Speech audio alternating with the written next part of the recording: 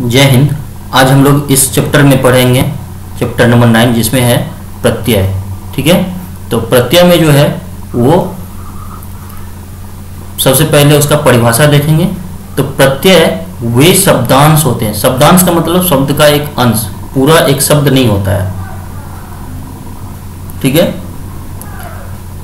जो शब्दांश किसी भी शब्द के अंत में लगेगा और लग करके उस शब्द का अर्थ में परिवर्तन कर देगा, तो उस शब्दांश को हम लोग बोलेंगे प्रत्यय। ठीक है, इसका मतलब ये होता है कि एक नया शब्द वाला अर्थ का बोध कराएगा। ठीक है, जैसे समाज एक शब्द है नया और उसमें एक शब्दांश लग रहा है, इसी को हम लोग प्रत्यय बोलेंगे। ठीक है, तो समाज से नया शब्द बन के आ रहा है सामाजिक। और समाज देखिए, इसका पहला जो शब्द है समाज, उसमें इसका एक अलग अर्थ है और सामाजिक में उसका एक अलग अर्थ है। तो इसलिए दोनों का अर्थ अलग अलग हो रहा है। सो इसी वजह से इसको हम लोग बोलेंगे प्रत्यय। ठीक है, इसी तरह से कुछ और भी यहाँ पे सुगंध में इत लगा करके बनाया गया है सुगंधित। भूलना में अक्कर लगा करके बनाया गया है इसको भुलक्कर। मीठा में आस लगा करके बनाया गया है मीठास। ठीक है, प्रत्यय में संधि नहीं होता है। अब आप लोग बोलिएगा यहाँ पे प्लस का साइन क्यों दिया गया है, फिर अगर संधि नहीं होता है तो प्लस का साइन क्यों दिया गया है। लेकिन हम यहाँ पर ये बताना चाहेंगे कि प्लस का साइन इसलिए दिया गया है कि आप लोगों को समझने में आसानी हो। ठीक है, इसलिए दिया गया है। लेकिन इसका मतलब ये नहीं है कि इस बीच में संधि हो रहा है। संधि बिल्कुल नहीं हो रहा है। अब बोलिएगा कैसे, इसका यहाँ पे हम आपको बताएंगे कि कैसे होगा। अगर कोई स्वर का मात्रा से कोई शब्द खत्म हो रहा है, जैसे मान लीजिए एक नया शब्द लेते हैं लोहा। ठीक है, तो लोहा में यहाँ क्या देख रहे हैं, स्वर के साथ यहाँ पे खत्म हो रहा है, आ की मात्रा के साथ यहाँ पे खत्म हो रहा है। ठीक है, सो इसलिए ये हम लोग बोलेंगे इसको स्वर वाला शब्द। ठीक है, लोहा, आ की मात्रा के साथ ये शब्द खत्म हो रहा है। इसमें अगर हम लोग आर लगाएंगे तो ये बनेगा लुहार। यहां पर जो आ की मात्रा है ना स्वर का, यही स्वर यहां पर प्रयोग किया गया है ह में, और ह में आ की मात्रा लग जाता है, हो जाएगा लुहार। लेकिन अगर यही शब्द एक नया लेकर के जिसमें व्यंजन हो, जैसे कि नाटक, इसमें कार नाम का एक शब्द का अंश यानी कि प्रत्यय लगाएंगे तो ये बनाएगा नाटक कार। ठीक है, ये हो जाएगा नाटककार। तो इसमें कोई तरह का परिवर्तन आप लोगों को नहीं दिखेगा। यहाँ पे किसी तरह का परिवर्तन आप लोगों को नहीं दिखेगा, क्योंकि इसमें स्वर नहीं है। स्वर अगर रहता तो यहाँ पर कुछ परिवर्तन होता, कोई मात्रा लग जाता, मगर यहाँ पे एक व्यंजन है क, इसलिए यहाँ पर किसी प्रकार का परिवर्तन नहीं होगा। अब आते हैं प्रत्यय का कितना प्रकार होता है, तो वो दो प्रकार का होता है। एक होता है कृदंत प्रत्यय, दूसरा होता है तद्धित प्रत्यय। अब कृदंत प्रत्यय जो हम लोग है उसको देखेंगे तो वो है जो किसी भी क्रियापद का जो मूल रूप होता है उसके साथ में अगर कोई नया शब्द बन रहा है प्रत्यय का प्रयोग करके, तो उसे हम लोग बोलेंगे, उस प्रत्यय को बोलेंगे कृत प्रत्यय या फिर कृदंत प्रत्यय। कृत प्रत्यय या कृदंत प्रत्यय। हिंदी में अगर अंतिम वर्ण ना होता है, किसी भी हिंदी का क्रिया होता है उसमें अंतिम वर्ण जो है ना वो ना होता है, इसी ना को हम लोग लोप कर देंगे, मतलब उसको हटा देंगे। और हटा करके जो शब्द बचेगा, बाकी का जो शब्द बचता है उसके साथ हम लोग उसका प्रत्यय जोड़ देते हैं और जोड़ करके नया शब्द बनाते हैं, उसको हम लोग बोलेंगे कृदंत प्रत्यय। ठीक है, और कृदंत प्रत्यय जो है वो 5 प्रकार का होता है। कृदंत प्रत्यय को ही कृत प्रत्यय भी बोला जाता है, क्योंकि ये क्रिया का मूल रूप या क्रिया का धातु का प्रयोग किया जाता है, जिसकी वजह से ये कृत प्रत्यय बोला जाता है। ठीक है। अब ये पांचवा प्रकार में से पहला प्रकार जो है वो है कर्तृवाचक या कर्तावाचक। वे प्रत्यय जो किसी भी क्रिया में लग करके अगर ये बनाएगा नया शब्द और उस नया शब्द से कर्तावाचक का बोध होगा, कर्तावाचक शब्द का बोध होता है, तो उसे हम लोग बोलेंगे कर्तृवाचक या कर्तावाचक प्रत्यय। ठीक है। जैसे लिखना में ये जो ना की मात्रा है उसको हटा करके हम लोग इसमें अक लगाएंगे और ये बन जाएगा लेखक। ठीक है। इसी प्रकार से यहां जितने भी सूचीबद्ध किए गए हैं प्रत्यय, ये सभी कर्तृवाचक या कर्तावाचक प्रत्यय का ही उदाहरण है और इससे बनने वाले सभी क्रमशः शब्द का भी उदाहरण दिया गया है। ठीक है। अब आते हैं इसका अगले भाग में, जिसमें है कर्मवाचक, जिसमें यहाँ कुछ दो ही दिया गया है प्रत्यय, औना और नी, जिसमें से आता है खेलना में ना औना लगा दिया तो वो बन गया खिलौना। सूंघना में अगर ना हटा करके नी लगा दिया तो वो बन जाएगा सूंघनी। ठीक है। और इससे कर्म का अर्थ प्रकट होता है, इसलिए हम लोग इसको बोलेंगे कर्मवाचक प्रत्यय। लेकिन अगला जो है वो है करणवाचक। इस प्रत्यय से किसी भी क्रिया से कारण बताने का बोध होगा तो उसे हम लोग बोलेंगे करणवाचक। जैसे झूलना से यहाँ आ लगा दिया, ना लगा हटा करके और आ लगा दिया तो बन जाएगा झूला। ठीक है। झाड़ना में अगर ना हटा करके ऊ लगा दिया तो झाड़ू।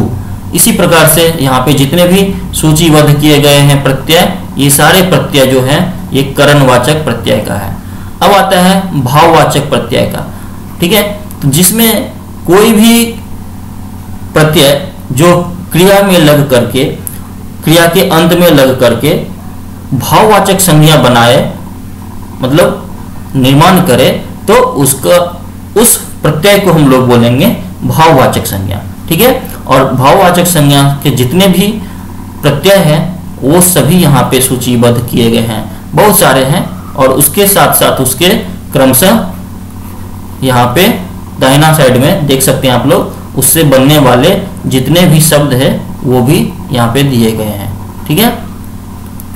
अब है पांचवा नंबर में क्रियाबोधक। इसमें क्रिया से क्रिया होने का ही बोध होगा, इससे कोई और चीज नहीं बनेगा, इसलिए इसको क्रियाबोधक ही बोला जाता है। ये प्रत्यय जो है ना क्रिया का ही बोध कराता है। और इसका एक उदाहरण दिया गया है हुआ का। जैसे चलना में हुआ लगा दिया तो ये बन जाएगा चलता हुआ। पढ़ना में ना हटा करके पढ़ता हुआ। ठीक है। अब आते हैं दूसरा तद्धित प्रत्यय पे। तो तद्धित प्रत्यय जो कृत प्रत्यय है उसको छोड़ करके, मतलब क्रियापद को छोड़ करके, उसके अतिरिक्त तो बहुत सारे हैं, जैसे संज्ञा है, सर्वनाम है, विशेषण है आदि जितने भी शब्द हैं उन सभी के साथ लगकर, उस सभी के अंत में लग करके नए शब्द का निर्माण करे तो उसे हम लोग तद्धित प्रत्यय बोलेंगे। जैसे कि छात्र में अगर आ लगाएंगे तो वो बनेगा छात्रा।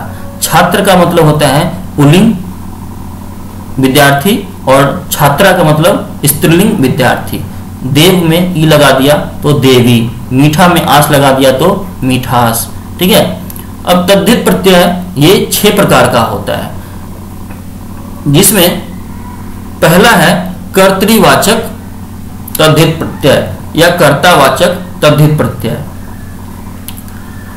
वे प्रत्यय जो किसी भी संज्ञा या सर्वनाम या विशेषण शब्द के साथ जुड़ करके और कर्तावाचक शब्द का ही निर्माण करे तो उसे हम लोग बोलेंगे कर्तृवाचक तद्धित प्रत्यय, जिसका यहाँ पे सूची दिया गया है आर, इया, ई और एरा।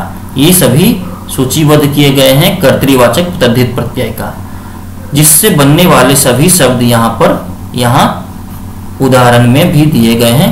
ठीक है, अब आते हैं दूसरा भाववाचक तद्धित प्रत्यय। तो वे प्रत्यय जो संज्ञा, सर्वनाम या विशेषण के साथ लग करके और नया शब्द में भाववाचक संज्ञा बनाएगा, उसे हम लोग भाववाचक तद्धित प्रत्यय बोलेंगे।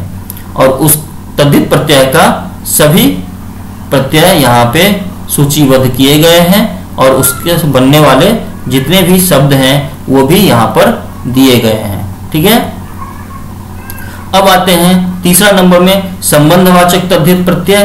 तो इस प्रत्यय से संबंधवाचक शब्द का ही रचना होगा, मतलब बनेगा, और उसका भी यहाँ पे कुछ उदाहरण दिए गए हैं, जिसमें है एरा, एक, आलू इत्यादि सभी को यहाँ पे सूचीबद्ध करके दिया गया है। ठीक है,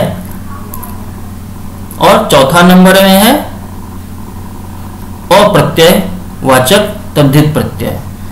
और संबंधवाचक में यहाँ पे ये भी देख सकते हैं उसका उदाहरण भी, जिस प्रत्यय से नया शब्द बना हुआ है। ठीक है, ये सभी नया शब्द बनने वाले हैं, मूल शब्द इसको नहीं बोलेंगे, ये सब नया शब्द बनने वाले शब्द हैं। ठीक है, अब आते हैं अप्रत्ययवाचक तद्धित प्रत्यय में। तो संस्कृत के प्रभाव के कारण से संज्ञा के साथ अप्रत्ययवाचक प्रत्यय लगाने से संतान का बोध होता है। ठीक है, जैसे वासुदेव, अ से अ लगाने से वासुदेव, राघव, मानव, ये सभी जो है ना संस्कृत के प्रभाव के कारण से इसमें संतान का बोध होता है। और अब बोलिएगा वासुदेव से कैसा संतान? भगवान श्री कृष्ण को बोला जाता है वासुदेव, भगवान श्री राम को बोला जाता है राघव। ठीक है, उसी तरह से दशरथी, भगवान राम को, या राम जी 4 भाई थे तो उन सभी को दशरथी मतलब दशरथ के पुत्र। ठीक है, संतान का ही तो बोध हो रहा है ना। सौमित्र लक्ष्मण जी को बोला जाता था क्योंकि उनका मम्मी का नाम था, माँ का नाम था सुमित्रा। ठीक है, कौन्तेय, ठीक है, गंगा पुत्र भीष्म, उनको भी बोला जाता है गांगे। तो इसी तरह से इस प्रत्यय का यूज करके, इस प्रत्यय का प्रयोग करके बनाया जाएगा नया शब्द, जिसको हम लोग बोलेंगे अप्रत्ययवाचक तद्धित प्रत्यय। ठीक है, अब आगे का जो है वो है उन्नतावाचक तद्धित प्रत्यय। संज्ञा या सर्वनाम या विशेषण, इन सब में से किसी भी शब्द में लग करके अंत में लगेगा और उसमें प्रयोग होकर के किसी भी नया शब्द से लघुता या छोटा होने का जो सूचक है वो अगर बने तो उसको हम लोग बोलेंगे, उस शब्द को बोलेंगे उन्नतावाचक तद्धित प्रत्यय। जैसे इया, इसको बोलेंगे उन्नतावाचक तद्धित प्रत्यय।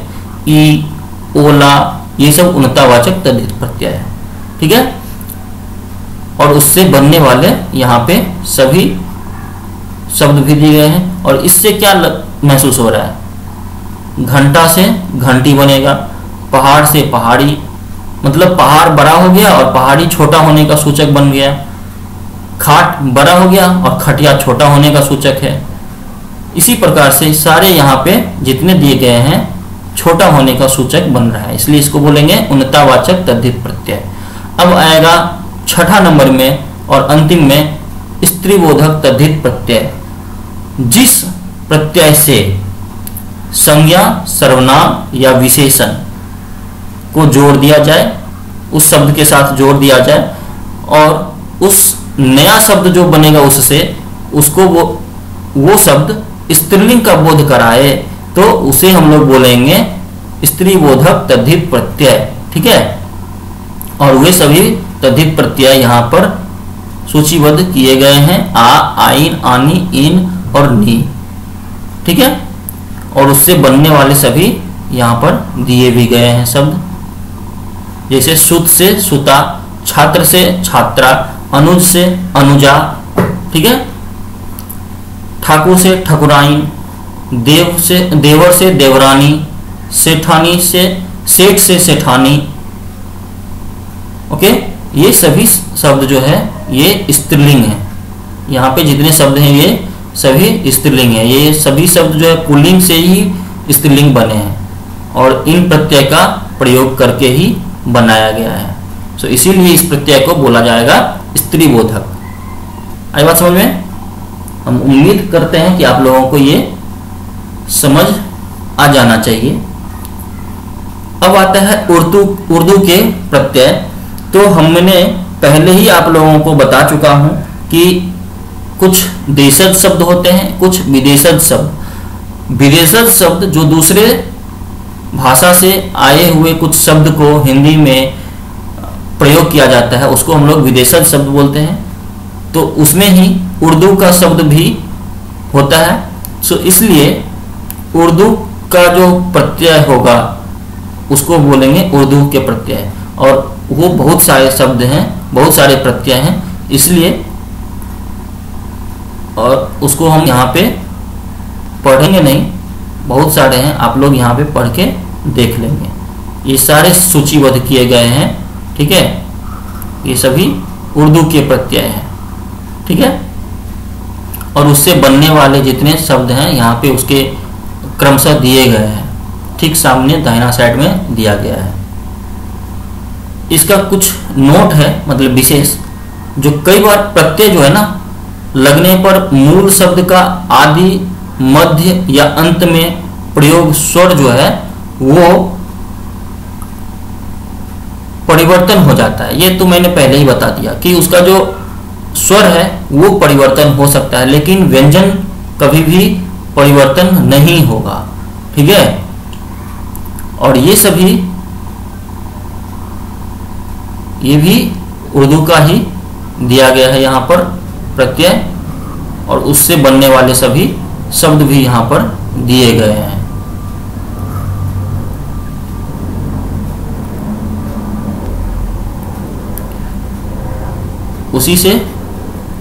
इसी उर्दू शब्द से, उर्दू प्रत्यय से बनने वाले नए नए शब्द भी यहाँ पर दिए गए हैं, ठीक है।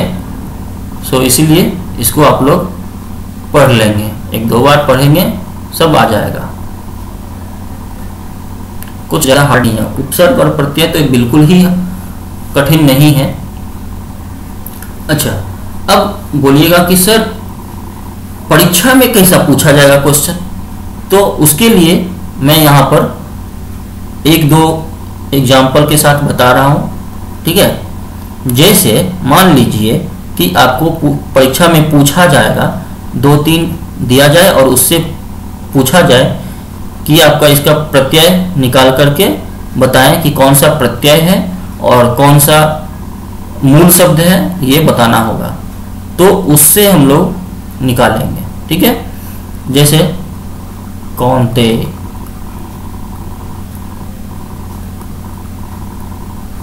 ये एक शब्द दिया जाएगा,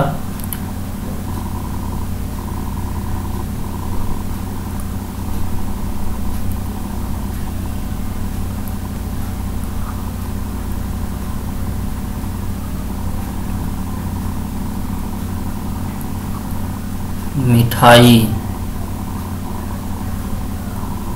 ये एक शब्द दे दिए, और एक शब्द ले लीजिए और भिखारी,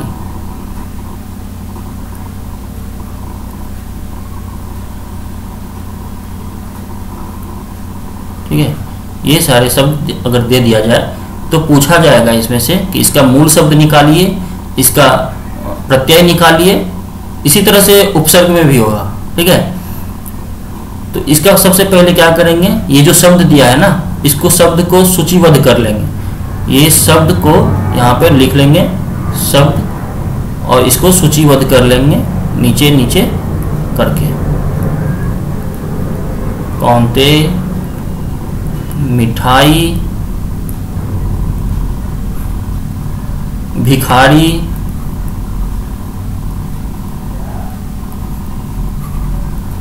अब इसके आगे हम लोग यहाँ पर लिख देंगे मूल शब्द,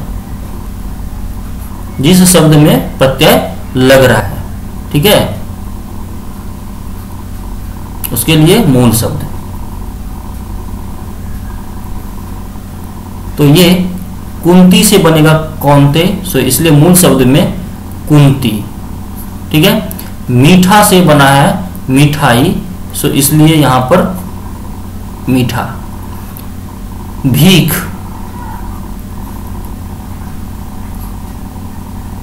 भीख से बनता है भिखारी, तो इसमें दीर्घ ई का मात्रा होगा।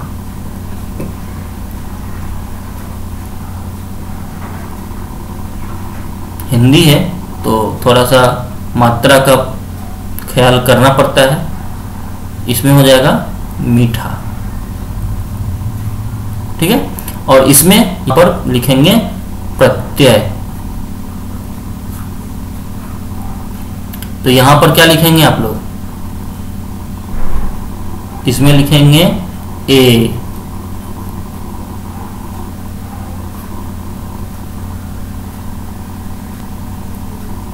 ठीक है।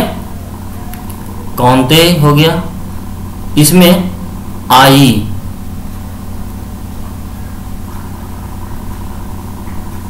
और इसमें आड़ी। तो प्रत्यय के लिए यही होगा।